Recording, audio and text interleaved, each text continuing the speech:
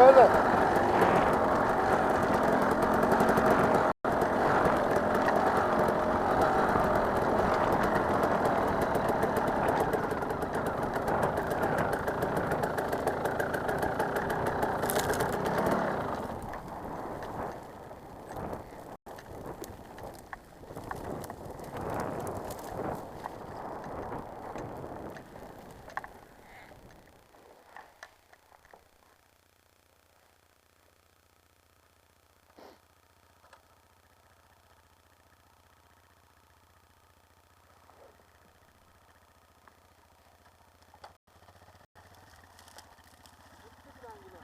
Gitti mi?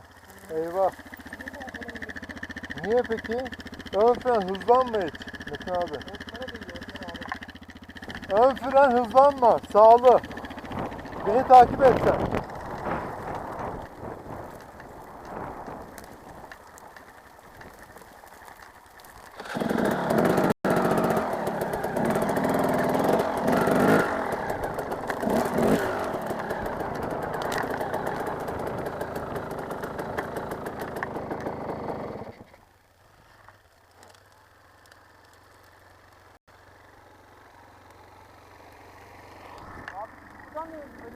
Abi orada çukur var.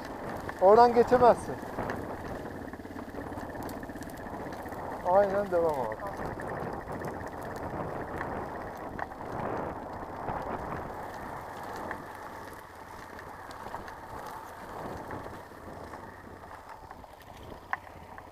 Ne iş?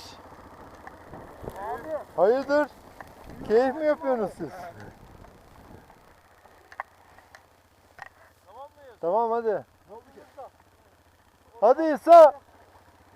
Fren pedalı koptu. Oldu mu abi? Yaptık ama bir daha koptu. Adem abi. Efendim? Ortadan nerede bitiyor orta? Bir daha yola. Aşağıda bitiyor.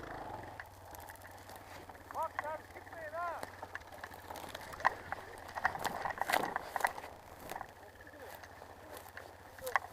Ters döndü. Otlar bittiğinde şöyle yapalım abi.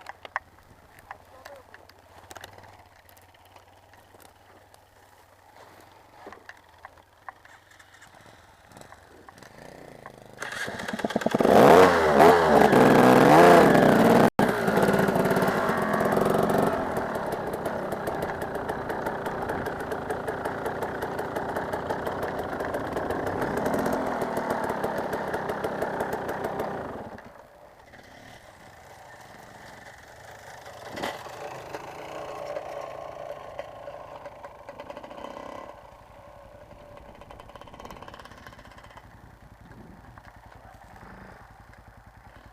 Güzel mi tutuyor? Ne gelecek ya? Ekrem.